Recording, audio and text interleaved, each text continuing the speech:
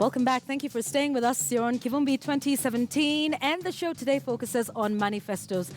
Both NASA Coalition and the Jubilee Party set to launch their manifestos about a week and maybe 10 days to 14 days from now. Is this something that will sway the vote? Are you waiting for these manifestos to decide which party you're going to vote for at the various levels? That is the question we're asking you today on social media. So please do get in touch with us. The hashtag is Kivumbi 2017. We'll get to my guests in just a moment, but let's speak about one of those things that is proving to be a headache for the drafters of the various manifestos. Now, at least 17.5% of Kenya's working age population is unemployed. And as political parties launch their manifestos, employment will be one issue that many Kenyans will be looking out for. Zinzi Kibiku reports. It is here in Action Area, Uasin Gishu County, where we meet Peter Mayo as he makes his way to his daily job. Despite being self-employed, Peter is on the verge of becoming a gospel artist, a career he did not plan for. The 31-year-old and father of 3 kids graduated with a diploma in communication and electronic media and has been tarmacking to find a job where his papers will be of use. Kusema kweli nimejaribu kwa kiwango kile ninaweza. Elimu nimepata, nimejaribu kupeleka karatasi zangu hapa na pale. Kitu ya kwanza nikiamka asubuhi, wanajikuna tu kichwa nafikiria nifanyaje leo nipate angalabu chakula ya siku. We find that in terms of employment, we actually are the worst, you can say, in East Africa. We have the highest rates of unemployment as compared to our neighbors, Rwanda, Uganda, Tanzania. And especially in terms of unemployment for the youth, there's a lot that we need to do as a country in order to raise our youth employment levels. So we find that the economy is growing. We are one of the fastest growing economies in East Africa. However, we find that actually translating this economic growth into more jobs is becoming a challenge. Na tafuta naweka kama karatasi zangu pamoja na toka kwa ofisi moja hadi nyingine nikitafuta ajira. Lakini tangu mwaka wa 2011 nilipotoka kwenye masomo yangu, nilipomaliza kile nikapata shahada yangu, kile nilipata sijaipata kuajiriwa kazi. The year 2013 was no different. Creating jobs for Kenyans through economic growth was vital for key political giants. Jubilee promised a 7 to 10 GDP growth in its first 2 years, which meant that at least 1 million jobs would be created through growing Kenya's manufacturing industry, creating a reliable energy infrastructure, and promoting a Buy Kenya policy. The Orange Democratic Party looked to establish a 24-hour economy by taking at least one major industry to each county. The opposition also sought to restructure the Youth Empowerment Fund, as well as open Kenya's industrial estates all over the country.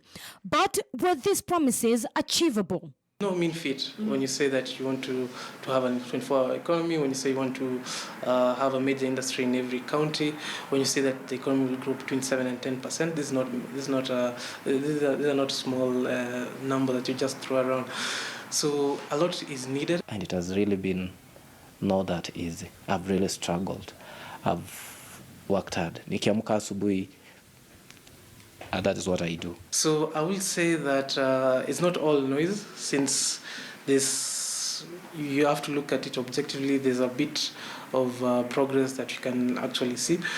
So it's more noise than progress, I will say, at this time. So what we have to do as youth is we can't continue in the same cycle. Even though Peter thinks the government has let him down, he chooses not to stay idle,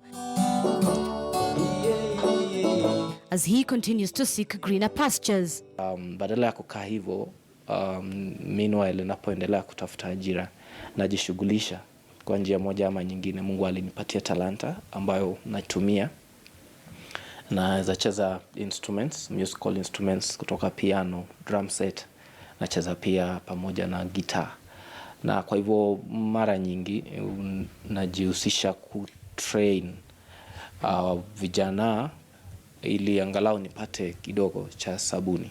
The issue with the election, based on our history, there was 2007. So there's always that uncertainty that comes with election, especially not actually when. If it's an African country and the incumbent doesn't want to step down, then there is that uncertainty that comes with it. So we find a lot of businesses or investors, they would like to go slow. They don't want to start on projects because they're not quite sure what will happen. But we have to remove this stereotype. We have to get past it. As Kenya's youth population continues to grow, the challenge now is ensuring that the growing manpower is an opportunity for the nation and not a ticking bomb. Zinzi Kibiku, KTN News. All right, so the conversation has just begun, and we'll be picking up from Zinzi's story in just a moment. In the event that you missed out on our introduction, let me just do a quick one once again. Dr. Alex Awiti on my extreme right. We have Wallace Kintai, we have Susan Mwangera from Youth Agenda, and Professor Peter Kagwanja. Okay, so Prof, let me start with you. Is manifestos, is this a foreign concept? Is this something that's workable? We've seen a couple, what are your thoughts on manifestos in a campaign period towards an election? Manifestos are important documents or instruments used by political parties to define not just their agenda, but their vision. Manifestos are not just for political parties, but even movements would have them. The most influential manifesto is the Communist Manifesto, the most bought document after the Bible in history. And it charts the path that believers of Marx thought that the world should be headed. The problem we have now is we expect that manifestos are going to chart down everything, but manifestos are simply indicators of where we are going. Then you reduce the manifestos to action plans. Now that it goes to the specifics of what you want to achieve and how to achieve them, then you can even go to the budgets, how much it will cost us to do this and that. Mm-hmm. So manifestos are supposed to be visions, just visions. They're supposed to be indicators of where you are headed. They are vital to parties because they enable you to know which party you want to align with, which party you don't want to align with because it does not carry your view of the world. It does not carry your view of the future. Therefore, I am not in this party, I'm in this party because I agree with this vision and so on. But that's dependent on if we have, very different ideologies. And I think we were just talking about this before we, came on the air. Alex, do we have very separate, distinct ideologies that would then make the manifestos very distinct and different from one another, that would enable a voter to say, this is the one I'm going with? I think, just to be honest to our context, I think that these are political paraphernalia. They're like, some of the things that you kind of use to basically whip sentiments and basically to excite the electorate. In my view, they're just basic deliberate statements of intentions and motives. Mm-hmm. The question then is, what are they hinged on? Politically, institutionally, how would you then move to funding and operationalizing these things within a context of an existing bureaucracy, for instance, a government, a public service, etc.? So it's one thing for politicians to say we want to go this direction, but to what extent do these things gel with the general, like for instance in our country we have Vision 2030. To what extent are these things aligned with the structure of government? But some would say that all the manifestos then are just aligned to Vision 2030 and perhaps some. Well, I think it's the priority, as Prof said, it's really the prioritization. And I think in our context, it sets the possibility for a basis of competing in politics when there is a common vision. But the question is, how do you want to get us there? Mm-hmm. What is the path? How soon?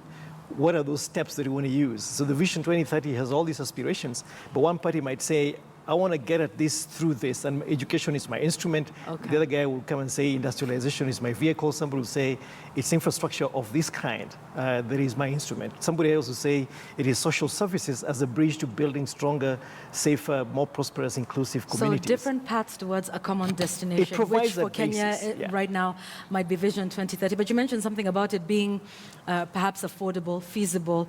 Wallace, you've been in newsrooms for quite some time. You've seen it from the end of the vision and the policy that is put in place. How viable are these, economically? Because for everything they say, surely there's a cost to it, and even implementation thereafter. Because you've been there when manifestos are launched, and you've been in the newsroom covering what happens thereafter. First of all, tell people not to adjust their sets. You're not lost. But you're watching KTN News, by the way. I shall not comment any further. But there's someone who said, never watch how sausages or laws are made, because you might never consume either. It's messy. And the problem is I've been on the other side of manifestos, which is when they're being written. And the surprise, which may not be a surprise to anyone, is that I do not think that the political candidates particularly care for their manifestos. Because what they then tend to do is they outsource this, so presidential candidate X sits down and says, I want to be president. And so you need a manifesto because we have to launch a manifesto. It's how things are done. They then sit down and go and say which technocrat in our team is able to produce something that looks good. And so they go off and produce something that looks good. And as long as there are no major issues or anomalies or things that people would point to, then it's fine. And that's what they then tend to launch. That's what they go with. One, they're very rarely controversial, in Kenya at least. You'll never see something except for once, and maybe I'll tell the story later, but you never quite see anything that you'll go and disagree with. In fact, what we tend to do is have things that are very, very ambitious. So Jubilee in the last election cycle was the 5 stadia and all the SGR as they had and everything, done, and laptops and everything. Right. So the fact that these things tend to get outsourced to someone else does mean that the presidential candidates are not particularly involved in how these things are written. Now, in other countries, it backfired. You remember what happened to Theresa May when she launched this thing about old people being charged for old people care, and it blew up in her face because people actually do care about that. In Kenya, and I wouldn't blame presidential candidates for not caring, because how many people have changed their votes because of a manifesto? They say, you know what, I was going to vote for CORD, but because Jubilee has promised laptops, I will vote for Jubilee. In this election cycle, Jubilee has promised this, so therefore I would change my vote to NASA because I don't particularly agree with this. These guys just need to make sure that they have this big ethnic bloc sorted out, and the people on the margins are the ones who say, clever people like Alex here or Prof that say, you know what, this manifesto looks good, so I'll change my vote. But in the aggregate, you have your ethnic bloc sorted out. That's why these guys don't particularly care for them. So we can say all we want about manifestos, but if you actually watch how they're written, it doesn't matter much. Yeah, and we'll come to that story in just a moment, because I know you've told it to me. It's very important for our viewers to hear it because it's interesting. We'll try not to name names as much as possible. Susan, over 70% of the country are young people. There'll be a lot of first-time voters. What is that? Do these manifestos speak to young people? I mean, if we take a look at what happened in 2013, jobs on one end, 1 million jobs a year. CORD, on the other hand, was talking about the 24-hour economy. I mean, these are some of the things that sounded perhaps attractive to young people who are in SMEs and that sort of thing.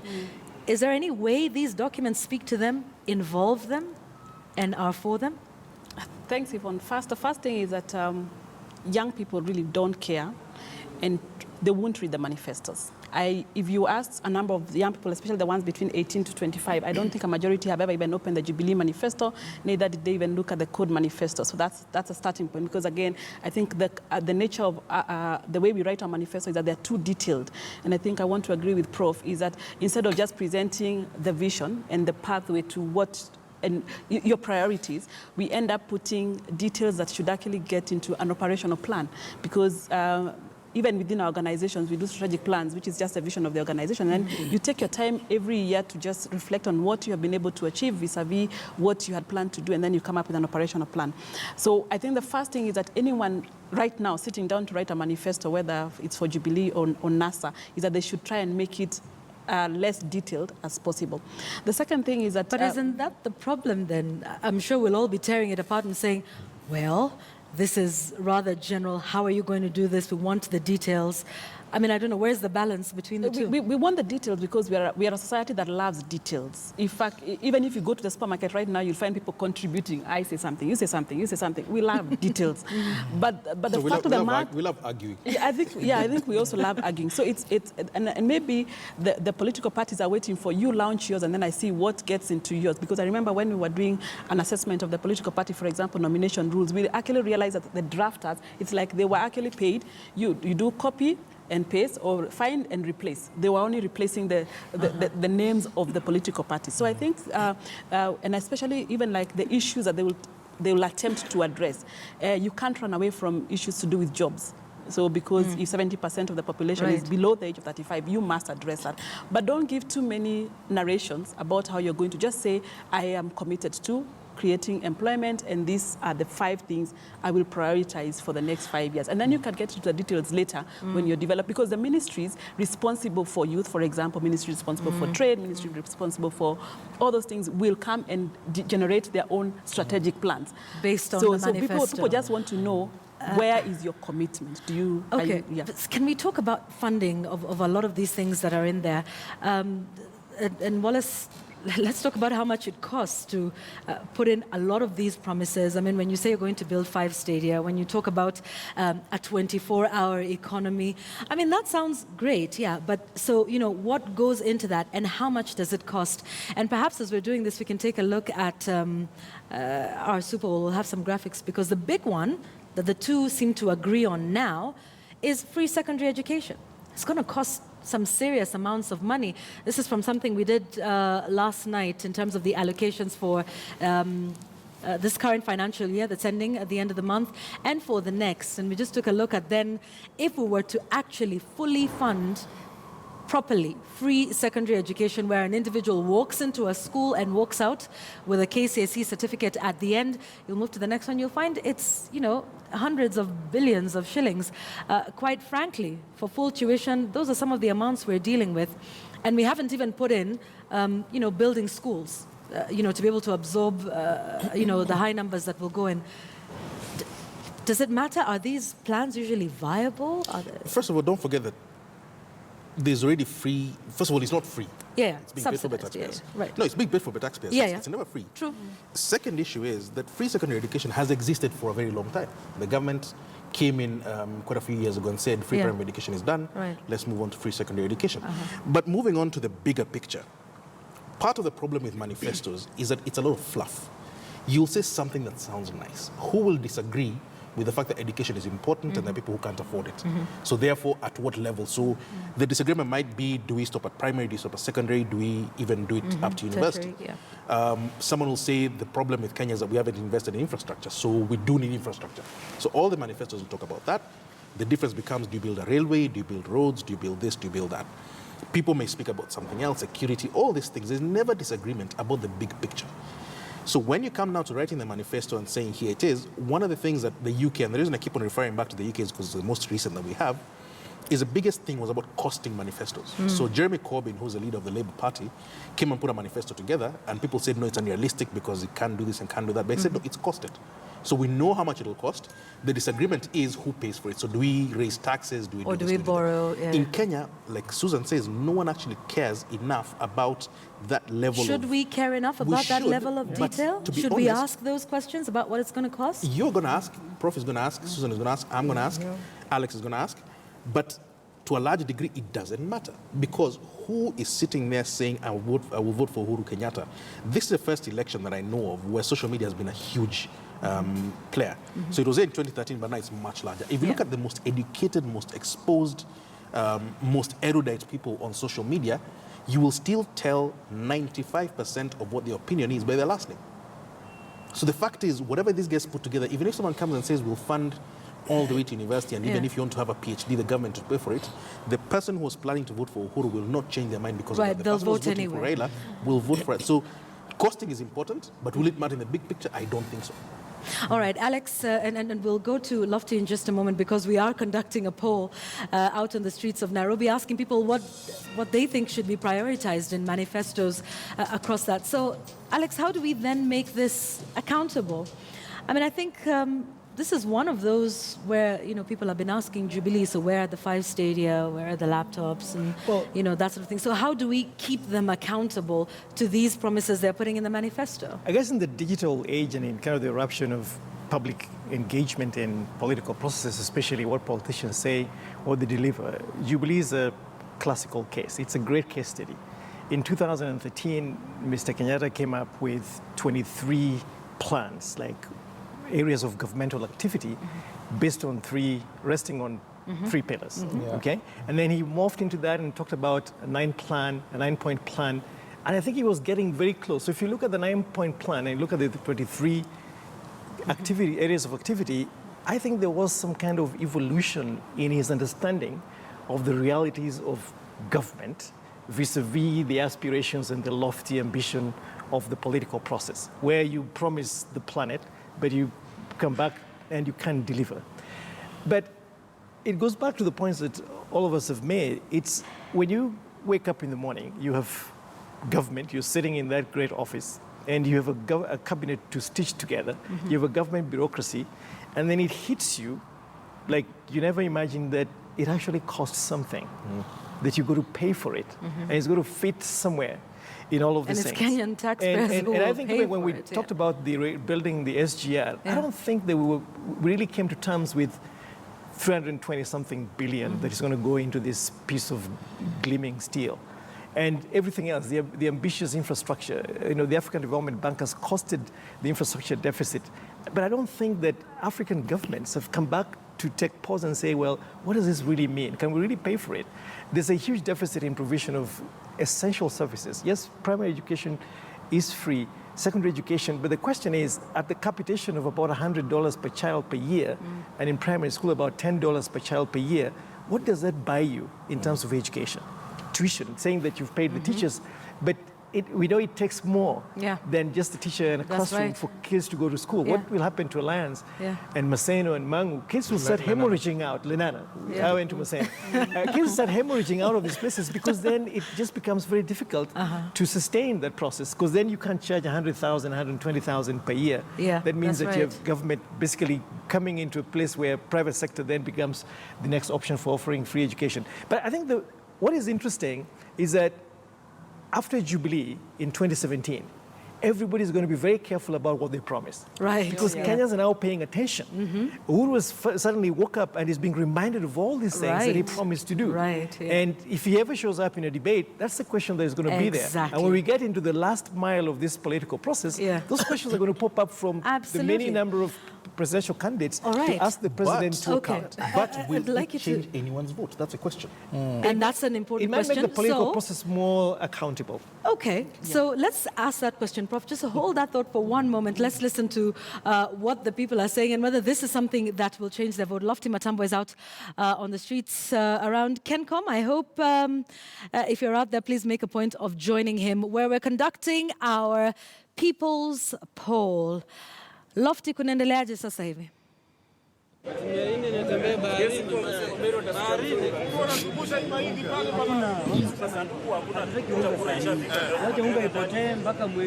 Lofty, unanipata? Okay, I think Lofty might be a little overwhelmed with the voting process that is going on. It seems like there's a bit of campaigning even at the time of the ballot. I think once we reestablish whether he can hear us, we will get back to him in a moment. But that poll is going on there. And like you said, Wallace, it was an important question, that Wallace asked, Prof, does this change anybody's vote? Or is this the rigmarole and the routine that we go through to just say, yeah, we've ticked that, okay, campaign, okay, manifesto, okay, done. But does this matter? Will this change somebody's vote? I think it should matter because it's like asking. I mean, if you are walking on the road and somebody asks you, where am I going? You look at that guy and wonder whether he or she is together. But if somebody tells you that I'm going to Kencom, can you show me the way? Then you'll try to find the easiest way of helping that person because they know where they are going. Therefore, the only thing they want is the direction to Kencom. But if somebody asks you, I'm here, I don't know, I mean, can you tell me where I'm going? That's a little bit difficult. That's what the absence of a manifesto means. If you don't have a manifesto, then you don't know where you're going. Now, I think the problem we have here is what I think Kantai mentioned earlier, about we are a country of details, very, very unnecessary details, and we are collapsing very many scientific processes together.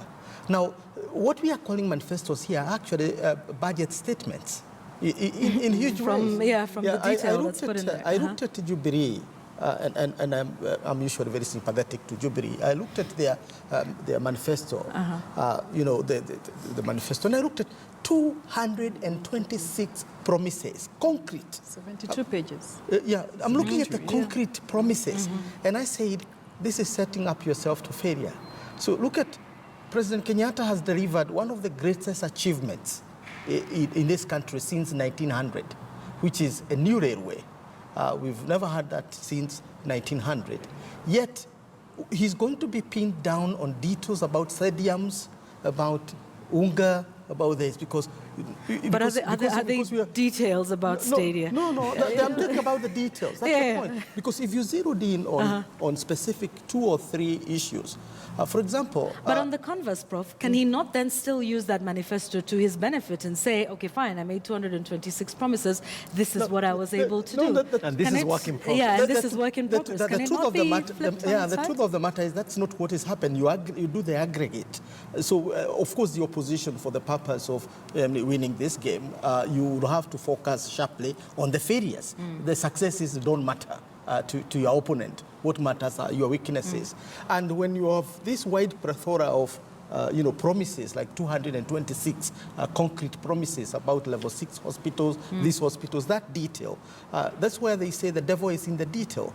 Now, if you compare, I mean, if you look at the Communist Manifesto that I mentioned earlier, the most influential document in human history, apart from the Bible, and you look at the Kano Manifesto of 1963, for example, and the one of 1960, the controversial one, 1965. These are, I mean, documents that are on pins. They're not even. They don't even have the limb.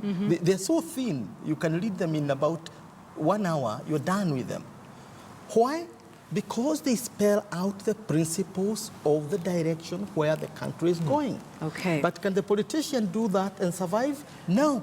They do that, and we say they are scanty because we are a nation of details. Looking for detail. But just a quick point on that, Yvonne. Yeah, I'd like to go back to the streets. I think it's because the context and the plane in which Kanu was playing in 1965 on the communists, they have all the time.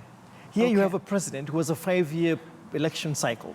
So it's very difficult to have a big grand plan because you won't be there to implement it. So you try to break it in small chunks. All right, okay, so I like where this is going because we're looking at the history of manifestos, and we have a story on that, and we'll go back to that. But let's try and go back to the streets. Lofty Matambo is out there doing a poll with the people, asking them what they want prioritized in the manifesto. So, Lofty, update us with the vote at this moment. What are people saying want prioritized in the manifestos across the political divide?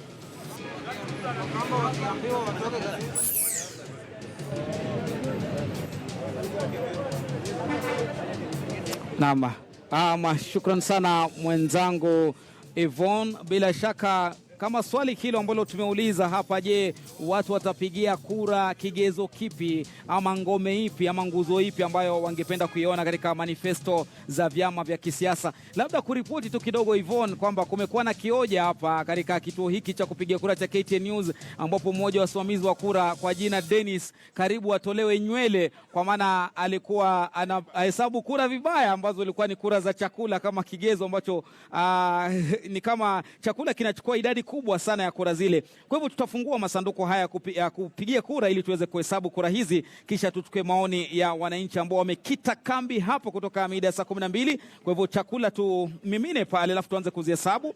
Tutafungua pale miundo misingi, kuna ajira, usalama, alafu afya. Nafikiri kura ndio hizo mtazamaji unaziona kwa uzuri kabisa.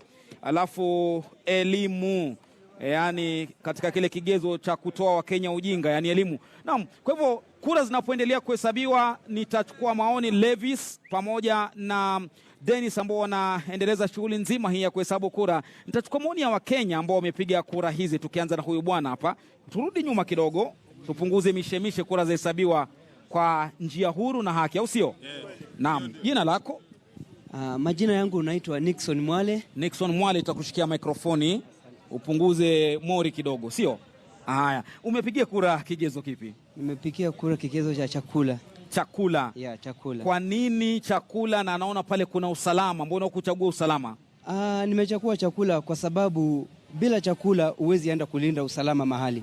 Bila chakula huwezi kuwa na nguvu ya kuchapa mtu mwenye amekuja kukuibia mahali pako ngume. Kwa sababu ukijaribu utaanguka chini wewe mwenyewe, na labda umemaliza siku karibu 3 hujakula. Kwa hivyo nimepigia chakula kwa sababu hiyo ndio tunataka sana sana kama Wakenya. Naam. Yeah. Na ungependa chakula umekichagua kama kigezo kiangaziwe vipi, kijitokeze vipi katika hizi manifesto? Katika hii manifesto tunaomba rais wetu mtarajiwa anayekuja, naye ni Raila Amolo Odinga. Ni yeye tu pekee atatafuta vile tutapata chakula Kenya hii kwa bei rahisi. Ukiangalia vizuri serikali ya Uhuru, serikali ya Jubilee, pesa zote zenye zilikuwa kwa account zote ziliibiwa. Ndio hizo unasikia Ruto sijua ananunua mashamba. Naam, shukrani sana. Bila shaka maoni yako hayo ushatoa. Yes. Na amesema Raila Odinga peke yake ndio ataleta chakula, sijui kama atashika jembe ende shambani. Hayo ni maoni yake huyo bwana, lakini amechagua chakula kwamba kiongozi atakayeingia ndio ataleta. Tumvute huyu bwana pia hapa. Hapo polipo tu. Tulia hapo hapo. Jina lako aitwaje? Jina langu naitwa Joseph. Mimi nimerushia kura chakula. Naam. Kwa sababu tuko na shida sana ya chakula. Ukienda katika supermarket huwezi kupata kwa unga. Naam. Haya, na kitu kingine, kwa sababu ukienda kwa duka yenyewe unaambiwa lazima ununue chakula kitu fulani ndio ati ununue pesa hii ndio upate unga. Naam. Chama chako ambacho ungependa kiangazie manifesto ya chakula kama kigezo kimoja ni chama kipi? Yoyote mwenye ataweza ingia, yoyote anaweza. Hata Uhuru yeye mwenyewe si ati hawezi. Hiyo kitu ni venyewe wao watu wanaweza jipanga yenyewe na wapate kupatia hiyo unga. Naam, kwa hivyo ungependa aiangazie vipi Rais Uhuru Kenyatta uliyemtaja kama kigezo katika manifesto yake chakula? Anaweza kwa njia yote ile watu wote wananchi wanasaidika. Haya, sawa. Hajatupa hoja ya msingi, lakini hata hivyo tumepata mwisho kabisa. Tusonge kwa huyo bwana. Songa karibu. Songa karibu. Mpisheni kidogo, songa hapa. Haya, nimekuambia Yvonne, hao wapiga kura bado hao ndo mawakala, yani agency, kwa hivyo tutawavumilia. Jina lako? Mimi naitwa Romance Gege. Romance, maoni yako, umepigia kura mwanzo kigezo kipi? Ndio, nimepigia kigezo cha chakula. Chakula? Ndio. Kwa nini? Hakika katika maisha ya mwanadamu ama kitu chochote kile ambacho ni kama mashine, gari inahitaji fuel. Ukiangalia mnyama anahitaji kula nyasi. Naam. Na binadamu vile vile lazima tukule, kwa sababu huwezi fanya mambo ya kawaida hata yale madogo kama haujakula. Huwezi kulinda mtu ukiwa una njaa. Huwezi kusoma ukiwa una njaa. Naam, swali moja. Je, ungependa chama chako ambacho labda unakiunga mkono cha kisiasa kiangazie vipi manifesto hii ya chakula ama kigezo hiki cha chakula katika manifesto yake? Hakika chama ambacho kitatusaidia, jambo la kwanza mimi naona ni chama cha NASA. Na itatusaidia kivipi? Ukiangalia katika manifesto haijatolewa, lakini kuna fununu tunapata ya kwamba itazingatia serikali ya kaunti itaweza kupata pesa ya kutosha kusaidia wakulima katika kaunti. Kumbuka kwamba tangu tuwe na